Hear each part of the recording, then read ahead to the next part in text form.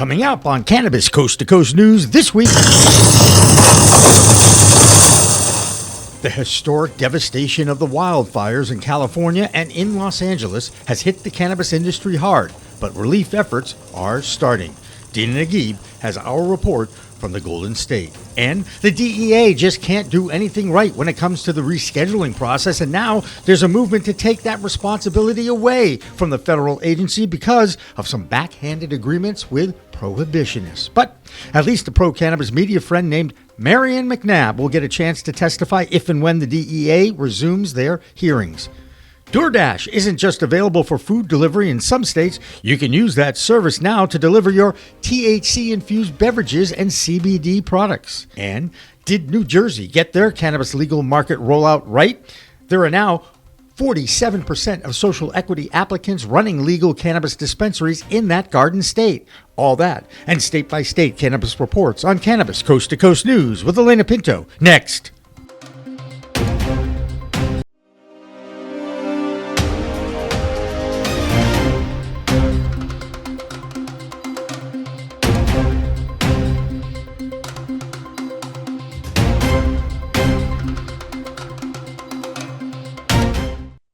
Hi, everyone. Welcome to another edition of Cannabis Coast to Coast News. I'm Elena Pinto. Two reminders right off the top this week. First, the best way to keep up with the weekly news from the cannabis industry is to download our PCM TV app.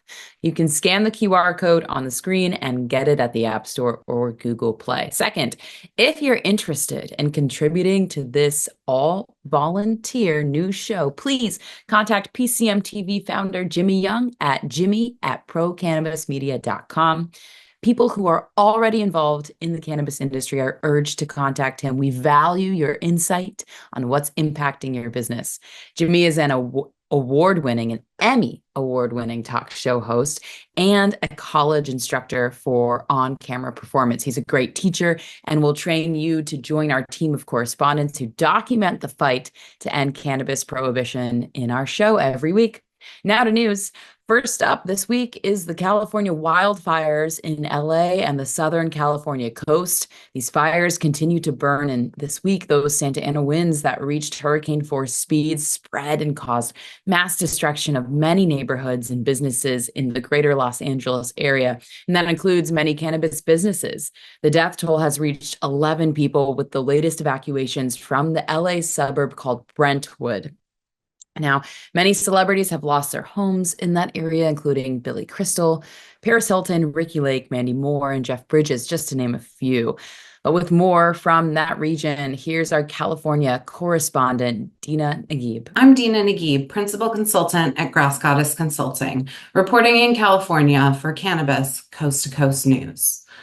Southern California cannabis businesses are grappling with the latest wildfires, which have burned over 35,000 acres and prompted widespread evacuations around the Los Angeles area.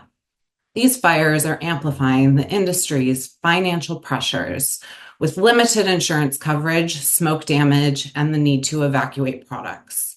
Many delivery services are suspended, and some retailers are operating without clear emergency protocols. Cannabis companies face massive losses due to expensive insurance premiums and the risk of smoke infiltration into indoor grow sites. Additionally, the movement of cash and products raises security concerns. The industry remains deeply concerned about both immediate and long-term impacts of the fires, and the scope is still growing as the fires are ongoing. The story is still developing. On a positive note, many from the industry have rallied to support people impacted by the fires. Numerous companies have offered shelter, set up donation sites, and collected monetary donations, showing how the cannabis industry comes together for community. That's it for California. This is Dina Naguib for Cannabis Coast to Coast News. President Biden and California Governor Gavin Newsom have declared a disaster in that state and are trying to get as much relief as possible to that area. If you want to help out with your time or any donation, you can contact the American Red Cross at 1-800-RED-CROSS or 1-800-733-2767. You can also text the word CA wildfires to 90999 to make any donation at all. Two of the biggest celebrities who live in California and are legends in the cannabis industry are, of course, Cheech Marin and Tommy Chong, who both live in the Palisades region. Tommy Chong shared his thoughts after being inundated by caring, inquiring fans. Cheech's house is still standing, though his entire neighborhood is gone. No telling how long before they can get back in to assess any damage. And as far as I know, my house is still standing too. But man, Cheech and I are among the lucky ones. So many of our friends and neighbors have lost everything, entire neighborhoods, places where we've shared countless memories over the years, just gone. The devastation out here is hard to describe. Our hearts are with everyone who's been affected and with the incredible firefighters and first responders who are working around the clock to protect our community.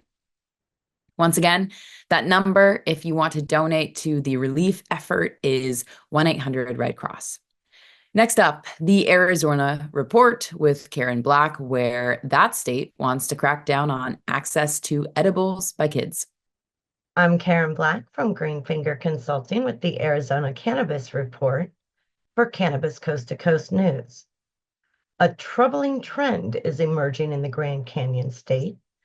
A recent report revealed a significant increase in the number of kids needing medical attention due to accidental cannabis exposure. In Maricopa County, which encompasses the Phoenix metro area, the average number of calls to poison control centers for cannabis-related issues in children 12 and under have nearly doubled since adult use sales began in 2021. The main culprit? Edibles, which often resemble regular candies and snacks. The Arizona Dispensaries Association has been very active in the fight to keep our state's children safe from intoxicating cannabis products. Speaking of the Arizona Dispensaries Association, there are some fresh faces on their board for 2025. The new members, who will serve 2-year terms, bring a wealth of experience to the table. Michael O'Brien from Sonoran Roots will serve as president, while Truliev's Lauren Niehaus was appointed vice president. A complete list of the new board members can be found at azdispensaries.org. And speaking of Trulieve, the vertically integrated MSO expanded its footprint with a new dispensary in Maricopa, the city, not the county. A ribbon-cutting ceremony and grand opening celebration took place January 11th at the new store. The addition brings another cannabis outlet to Pinal County and expands Trulieve's Arizona presence to 22 locations. Also this past weekend, Tucson Doobie held another of its signature extravaganza events January 10th in the Old Pueblo. The affair combined cannabis, food, art, and education and featured a live glass-blowing demonstration. That's all for this week's Arizona Report. I'm Karen Black from Greenfinger Consulting reporting for Cannabis Coast to Coast News. Delivery services in legal adult states is nothing new in the cannabis industry, but now a major delivery service that is not a licensed service is getting in on the action, and that's DoorDash, the popular app that delivers all sorts of things to your door. Now, operating in adult use legal states, they will deliver THC-infused beverages from hemp. A tab on the DoorDash app says CBD, THC. And there's an electronic ID function embedded that will supposedly keep underage people from utilizing that service. Many national liquor chains like Total Wine and more, Dashmart, and ABC Fine Wine and Spirits have already signed up for that service. It's doubtful that the service will be available in many states that already ban Delta-8 products, and that includes Virginia, where Joe Parsons tells us about a recent 4th Federal Court of Appeals decision in regards to those Delta-8 products. Joe. I'm Joe Parsons with the Virginia Cannabis Connection, and this is the Virginia Cannabis Report on Cannabis Coast to Coast News. A federal court has ruled that Virginia's total THC hemp regulations supersede the 2018 Farm Bill.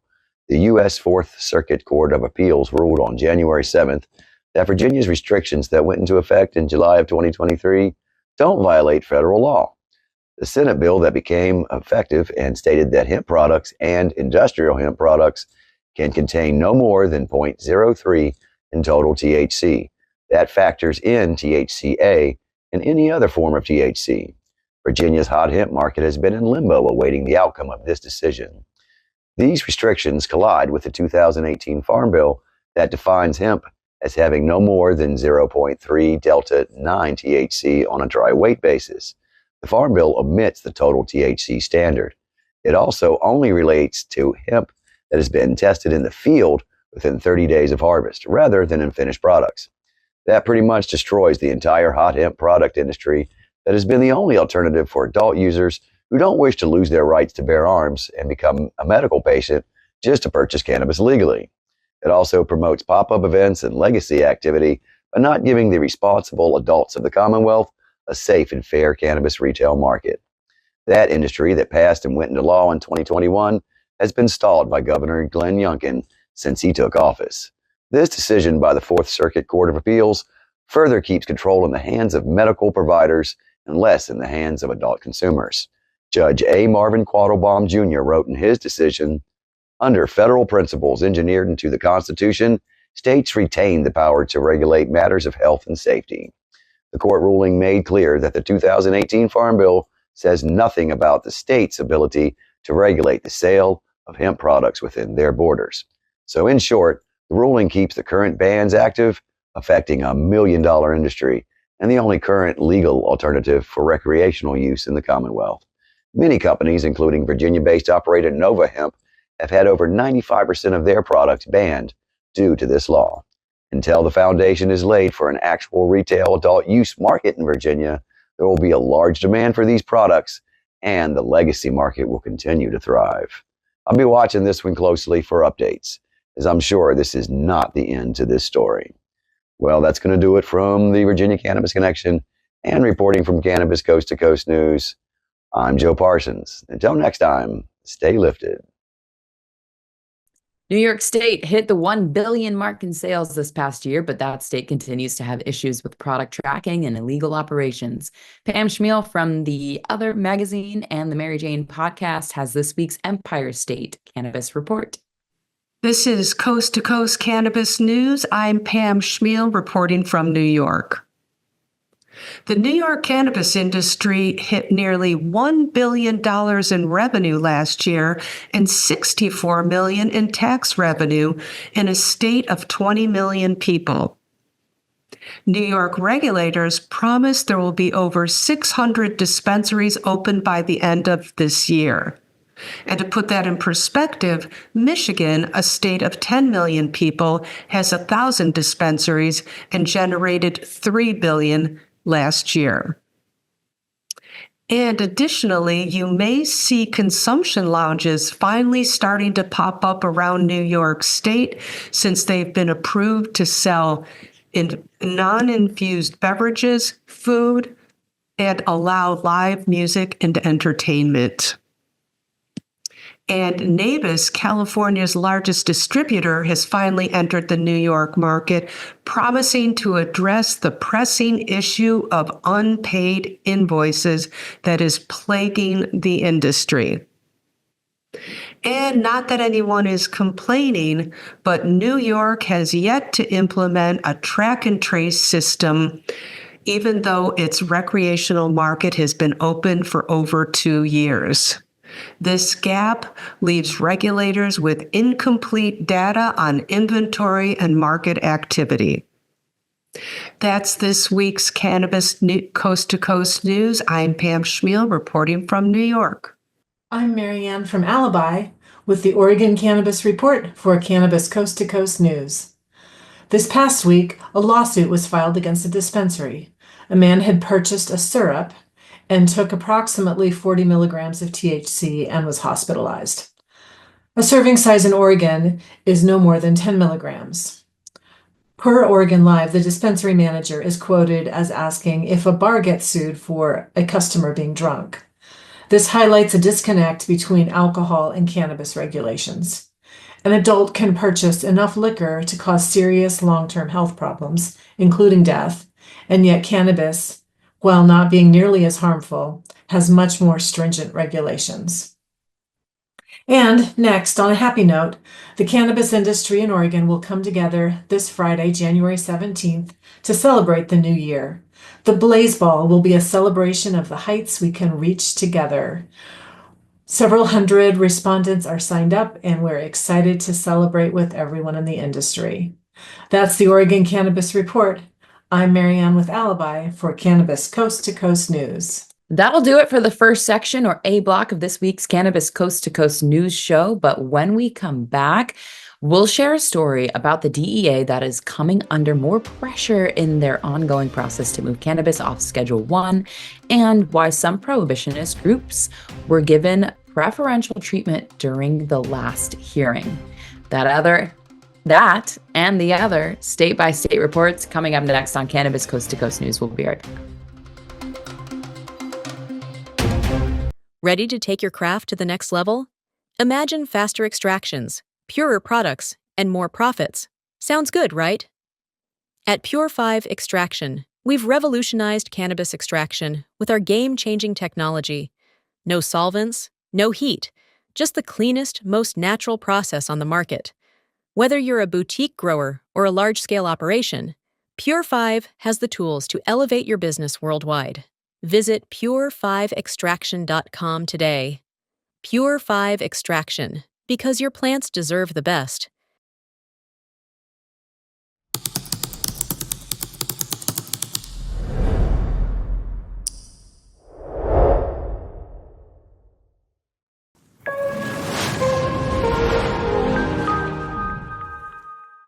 Welcome back to Cannabis Coast to Coast News. This is the second section or B block. I'm Elena Pinto. One of the biggest concerns in the cannabis industry over the past few months, or is it years now, is the process for the DEA to reschedule cannabis off Schedule 1 to 3. That process started with the Health and Human Services recommendation to move cannabis off the most restrictive schedule of the Controlled Substances Act. That report was delivered to the DEA in late August of 2023. That's when delay after delay after delay started in this process. Now, even the delays are being pushed back further as everyone waits for the new administration to take over. There is some good news to report that if and when the DEA ever gets around to holding another invite-only testimony, one friend of pro-cannabis media will be on hand to lend her own expertise, research, and passion for cannabis as a medicinal product. It's Dr. Marian McNabb from the Cannabis Center of Excellence right here in Massachusetts. McNabb has been named as one of 24 expert witnesses in the next round of hearings between January 21st and March 6th. Federal Administrative Law Judge John J. Mulroney extended the invitation to another Bay State advocate this week, Ellen Brown, who personally invited Marian this week. It's at the end of those hearings that Mulroney is expected to issue a non-binding decision to the DEA supporting or rejecting President Biden's administration ask to move cannabis to Schedule 3. McNabb will be one of the 24 invited experts who are considered pro-cannabis. 15 of those experts are for the rescheduling, if not descheduling the plant medicine. Okay, it's a good thing, we hope. Now, in the same week this was happening, the DEA, though, has come under fire by many advocates who feel that they have been favoring testimonies from more prohibitionists than advocates. That same law judge, John J. Mulroney, had a busy week asking the DEA to respond to that charge this week. There are now allegations that the DEA gave prohibitionists preferential treatment in these hearings, contrary to the directives put forth by President Biden's administration. So now you know why we use the term cannabis standard time. 1 step forward and 2 steps backward in order to delay making any moves at all. In the meantime, more and more dispensaries are going out of business. Access to banks is denied regularly, and many employees are losing their jobs, and farms are shutting down. It sounds like it might be a good time to check in with one of the nation's first states to legalize adult use sales, Colorado. Here's Xavier Gillet. I'm Xavier Gillet, chairman of the Colorado chapter of the Cannabis Chamber of Commerce and a non-legal consultant with the McDonald Hopkins law firm. The news cycle this week in Colorado has been relatively slow, so I thought this would be a great opportunity here at the start of the year to draw attention to opportunities for networking, business development, and mingling with like-minded professionals in the Colorado cannabis industry. There are 3 regularly recurring networking events that I want to draw your attention to. The first of those is hosted by the Cannabis Industry Associates.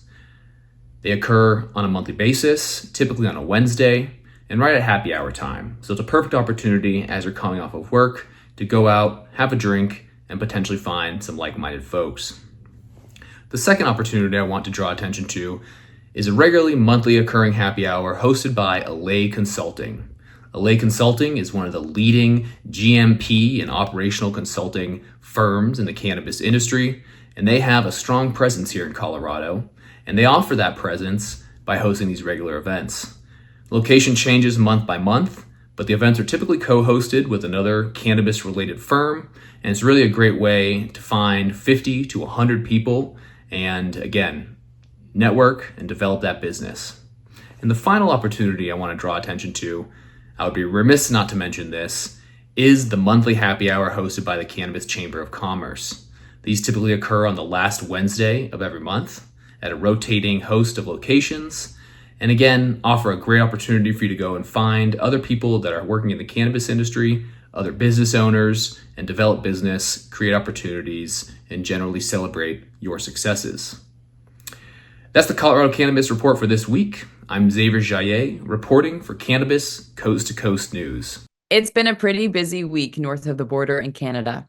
First, their Prime Minister Justin Trudeau announces he's resigning as soon as his Liberal Party can elect a new leader. Then President-elect Donald Trump decides that Canada would make a great 51st state. But needless to say, that did not go over well with Canadians. Here's our own Canadian correspondent, Debbie Facey. This is Debbie Facey with the Canadian Coast to Coast Cannabis News. So we have in Canada this week is Canada finally making it a little bit more easier for the small businesses and the businesses that have been having trouble successfully being within the industry a little bit easier when it comes to them entering and being able to transfer their licensing. This is going to be not only a positive for anyone that wants to enter the industry, but it's also going to be beneficial for anyone that wants to be able to take over a license and has the money to be able to do that. Next, what we have is Manitoba finally getting the go-ahead of being able to create and grow at home. This is something that they have been fighting for since legalization and is finally getting into play. This is going to be something that is not only beneficial for Manitobians, but for the industry as well, because the fact that now medical patients will be able to grow their own as well as recreational. So when it comes to the seed industry, it's always going to be a plus. This is Debbie Facey with the Canadian Coast to Coast News Report. Peace. I'm Doug Miller from High on Wall Street with this week's Cannabis Stock Report for Cannabis Coast to Coast News. Agrify Corp is selling its cannabis cultivation operation for $7 million to an investment firm affiliated with the company's former CEO, Raymond Chang. Chang said separating business segments will allow Agrify and the acquired cultivation operation to better concentrate efforts going forward. The stock price went from $2.94 on November 1st to over $84 on November 27th. And we went over it right before it reverse split in October. It's now trading around $25.15. So let's see how the stock chart looks after this news. I've been following this one. It appears to be getting to that bottom after it ran up, and now it's pulling back. I think we're going to see that reverse back up soon. So I'll be keeping an eye on it for the bottom. Watch for some dips and trade smart. And that's this week's Cannabis Stock Report. Reporting for Cannabis Coast to Coast News, I'm Doug Miller. Minnesota has yet to open their adult use market yet, and now they are looking for a new director. Charlene Briner was the original director of the OCM, or Office of Cannabis Management. She resigned this week, and Governor Tim Walz now announced that the OCM General Counsel, Eric Tabell, will serve as an interim director. Now let's check out what's happening in Nevada. And with the Tribal Nations, here's Tina Tasaka. I'm Tina Tasaka with 420 Technologies, and this is the Nevada and Tribal Nations Report for Cannabis Coast to Coast News. The Enterprise Ranchera in Wheatland, California, has opened a new dispensary near Sacramento, California. Yo Aura will offer premium flower, edibles, wellness-focused tinctures, and topicals. Yo Aura blends tribal heritage with innovation that creates a space that honors their past while embracing their future. Congratulations to this tribe, and you can visit them at www.yo-aura.com. International Star Inc., through its subsidiary Budding Equity LLC, is hitting the jackpot in cannabis innovation by partnering with industry leader Priscilla Vilchis of Premium Products LLC to bring premium cannabis brands to Nevada. Known for collaborations with cultural icons like Lil' Kim and Ric Flair, Vilchis brings unmatched expertise and market success to this venture. The partnership will see Premium Product managing the manufacturing and distribution of Budding Equity's innovation products, with an anticipated launch in select Nevada dispensaries by the end of Q1. Nevada's legal cannabis sales have been declining since peaking at over $1 billion in 2021, with competition from the illicit market, responsible for up to 1/3 of sales posing challenges. Legal dispensaries reported $829 million in taxable sales for the fiscal year ending June 2023, continuing a downward trend. The Cannabis Compliance Board, CCB, cites high taxes, product costs, and potency concerns as factors driving consumers to unregulated sellers. CCB enforcement focuses on licensed businesses, leaving illegal operations largely unchecked. Calls for stronger enforcement and public awareness campaigns are growing. Quote, "Until we're putting resources into enforcement, there's no reason unlicensed sales will stop," unquote, says Lake Martin of the Nevada Cannabis Association. This news source came from Nevada Independent, January 6th. That's it for the Nevada highlights and Tribal Nations. I'm Tina Tasaka with 420 Technologies and Cannabis Coast to Coast News. One of the emerging success stories in the rollout of adult use states is in New Jersey. That state reached the $1 billion sales plateau in 2024, but now it's their social equity initiative that is making headlines. 47% of cannabis operations in New Jersey originated from that community that was hurt the most by the failed war on drugs. Here's Jill Goldsberry with more from the state of New Jersey. I'm Jill Goldsberry with the New Jersey/Garden State Cannabis Report, and this is Cannabis Coast to Coast News. And here's what's happening in our neck of the woods. This week, we actually had a report from the Cannabis Regulatory Commission stating that 47% of adult use recreational license holders are minorities. So 47% is a big number. It's almost half in the state of New Jersey. And what we're finding is that out of that 47%, a large part of those business owners driving the business in the state of New Jersey are women. And we're talking about dispensaries, actual flower products, and edibles as well. So had a little brain fart there. But yeah, edibles, flower, and dispensaries are driving the industry, and a lot of these businesses are owned by women. Here are a few you might want to check out. You may want to check out the Joy Leaf Dispensary, Nightjar, owned by a woman, Butter Cake, Edibles, and Precious Cannabis, which is a pre-roll company. So those are giving you a couple of places to check out if you're in the state of New Jersey and you're looking for some women-owned brands. In other news, you may be able to order a side of cannabis with your pizza very soon, because DoorDash is now offering to deliver your cannabis products, whether it's hemp or, THC directly. But you will have to look at your local DoorDash menu to see if it's actually being offered. And we don't know exactly when this is going to start. This literally just came out the other day. So check it out on your next DoorDash one. I'm Jill Goldsberry with the New Jersey Garden State Cannabis Report, and this is Cannabis Coast to Coast News.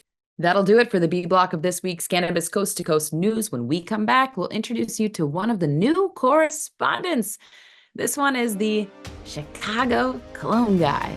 So what's better, growing with seeds or a small baby clone plant? We'll talk to the clone guy from Chicago coming up next.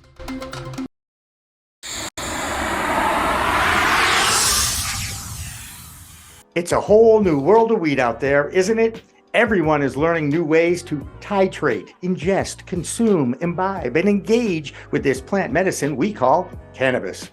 Now, let me tell you my cannabis story. I've had 4 major surgeries in the past 23 years and suffer from osteoarthritis with a variety of metal parts in my body and one on deck. Now, thanks to those chronic pain issues, I've been a medical patient in Massachusetts for almost 10 years now. I remember my first trip to a dispensary just outside of Boston, and I told the bud tender I didn't want to smoke it anymore. So I tried edibles, then tinctures, then vaping, and now if I'm going to smoke, I only use the Weegits filtration system. What? The Weegits.com, Weegits, that's weed, W-E-E-D, G-E-T-S.com, is where you'll find the planet's coolest product that cools the smoke from everyone's favorite flower. The guy that started this was a pretty good medical device manufacturer, and he created this maze pipe that cools the smoking process from 1300 degrees Fahrenheit upon inflammation down to just 90 degrees when it reaches your mouth. That's right, 1300 down to 90. That's why this maze pipe is amazing. Now, add in the code of PCMTV and you get 15% off. So just go to Weegits.com and check out the best way to enjoy a cooler smoke with less coughing and hacking and more peace of mind.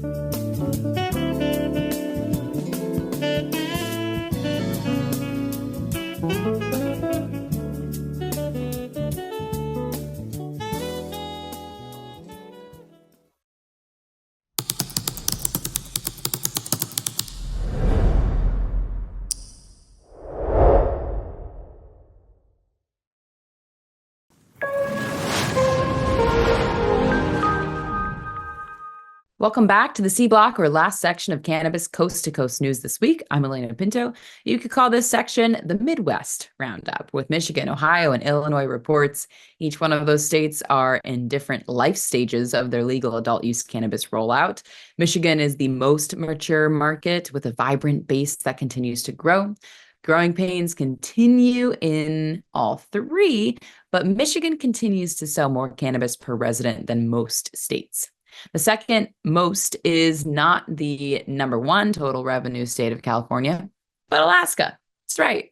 The 49th state in the union has been able to achieve that because of fewer full-time residents and a large group of sales coming from tourism. Still, Michigan is becoming a model for other states to follow. With more from Michigan, here's Amy Carter.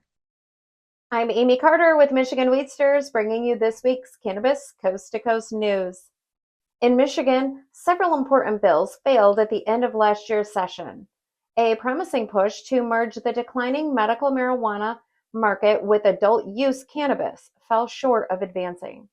Additionally, efforts to establish a statewide marijuana reference testing laboratory hit a snag, as House Bill 5529 could not secure a full House vote. Another setback occurred with Jaden's Law, which was introduced for the third time in September 2023, but also died during last month's chaotic session. If passed, Michigan would have become the 11th state to allow pediatric patients access to medical cannabis while at school. For more information about Jaden's Law, visit jadenslaw.com. On a lighter note, the entire state is rallying behind our Detroit Lions as they head to the playoffs. In support, the Detroit Police Department has announced that officers can now wear Detroit Lions hats while on duty. So keep an eye out for our officers sporting those hats as we cheer for playoff glory. I am Amy Carter with Michigan Weedsters, and that's your Cannabis Coast to Coast news. New Frontier Data has released their annual look at the cannabis industry, and there were some interesting findings. 47% of all Americans have actually tried cannabis at least once in their lives. 88% are now supporting legalization. Tax revenue driven by cannabis sales has grown to $20 billion, double the amount for alcohol. Cannabis is also used daily, more than alcohol now in the United States. And how about this one? On gender, 1 in 3 women over 21 consume cannabis, and that trend is also reflected in management positions, which continue to grow faster among women than men. The last state to go adult use legal this past year is Ohio. Considering that state's opening day for sales was only 5 months ago, the future is bright, with $242 million sold during that time. 2025 should see more growth and some changes that could include that state's legislature banning all Delta 8 hemp-derived products. The Ohio Cannabis Report is sponsored by Yellow Labs, available in 40 dispensaries in that state. With more from the Buckeye State, here's Christina Brisson and a word from betterways2thc.com. Around Columbus, Sophia is a beacon of sensuality who embraces her sensuality and desires. Seeking to enhance intimacy, she tries Yellow Labs' TDHC Libido Mist. The mist ignites passion, awakening desires, and fostering authentic connections. Empowered by its effects, she embarks on a journey of exploration and intimacy. THC Libido Mist serves as a catalyst, kindling desire and intimacy.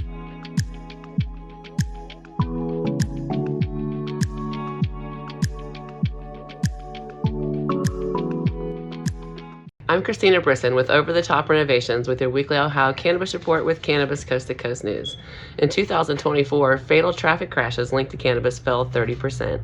And then the fight continues for more cities in and around Ohio. Grove City, who had an approved location and dispensary license set up, is now being vetoed by the mayor because now they've decided to not allow dispensaries within 500 feet of homes, and the new location was within 400 feet.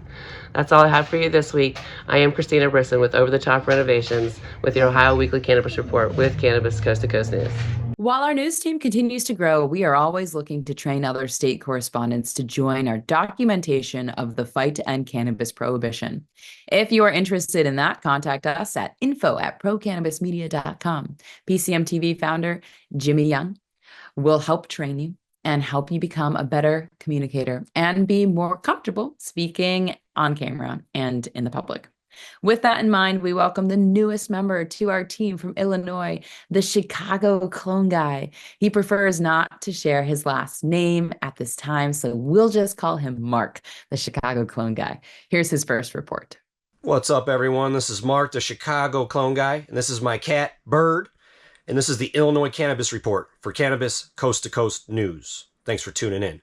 The big topics lately have been THCA, also known as intoxicated hemp. The state is trying to regulate the product more, and the local businesses are trying to fight that, because if the state has their way, the local businesses are going to lose access to about 95% of their products. And they've been operating since about 2018, utilizing the Farm Bill. So luckily, the Illinois Hemp Growers Association organized very efficiently, I might add, at the state capitol to help prevent this from happening. Rachel Berry's been leading that way. Congratulations to Rachel Berry and the Illinois Hemp Growers Association for blocking this round of extra regulation. Now they have to get ready for June when the state reconvenes to actually vote again to try to regulate the product more. We'll see what happens. But if you want to get more information on that, you can go to ihga.com. Rachel Berry's leading that. More news in the hemp industry is in downtown Chicago, which is also good news, is that the Salt Shed, which is a live venue bar, indoor-outdoor facility, is starting to serve hemp THC-infused beverages. That's great news. They're going to be serving specifically the brand called Senorita THC hemp-infused beverages at 145 different venues throughout 20 and 25. So we're really happy about that. If you're in Chicago, go check out the Salt Shed, check out a band, check out some live music, and enjoy a THC-infused hemp beverage. But that will do it for this week's Illinois Cannabis Report. I'm Mark, the Chicago Clone Guy, with Cannabis Coast to Coast News. And finally, a few more factoids from the New Frontier Data's 2024 year in review. How about the top 5 reasons people consume cannabis? Relaxation and stress relief are the top 2 reasons, but reducing anxiety and pain management are close behind. The last 2 reasons are related to sleep improvement. I agree. There is one other reason regular consumers enjoy their weed, and believe it or not, it's exercise. 14% of Americans use the plant to help with that. Science has proven it can increase your heart rate, so it shouldn't surprise regular consumers who know it can get your blood flowing, which helps in all sorts of physical activities, including sex. Something to think about with Valentine's Day just 1 month away. That's this week's Cannabis Coast to Coast News. I'm Elena Pinto. Remember, it's a whole new world of weed out there. Consume responsibly, and we'll see you next time. I think I messed up. Did you know there's a place that covers all the cannabis news you need? Welcome to Pro Cannabis Media, your go-to for all things cannabis. PCM is the CNBC of weed, bringing you the latest news and talk shows with a twist. We've got 16 state correspondents and multimedia journalists from around the US and Canada. Hey everybody, it's Brandon Jones with Bee Green Distribution with the Missouri Cannabis Report. I'm Karen Black from Green Finger Consulting with the Arizona Cannabis Report. I'm Amy Carter from Michigan Weedsters. Andrew Behringer here reporting from Washington, D.C. Debbie Fazy with the Canadian Toke of the Week. It all started back in 2018 when founder Jimmy Young kicked off the In the Weeds podcast. His mission? Documenting the fight to end cannabis prohibition. Fast forward to today and we've got Cannabis Coast to Coast with Elena Pinto, delivering the nation's only TV-style cannabis news show. Hi, everyone. Welcome to another edition of Cannabis Coast to Coast, PCM TV's weekly roundup of industry news from California to New York. I'm Elena Pinto. As of August 2024, PCM has racked up over 1.2 million views and 14.5 million impressions on our YouTube channel. With 15,000 subscribers and growing, our reach is spreading like wildfire. PCM's website, YouTube, Rumble, Discord, Roku, Twitch, Spotify, iHeartRadio, Apple Podcasts, and even our very own PCM TV app. Get your cannabis news fix with Pro Cannabis Media. We're here to keep you informed and entertained. Stay tuned and stay lifted.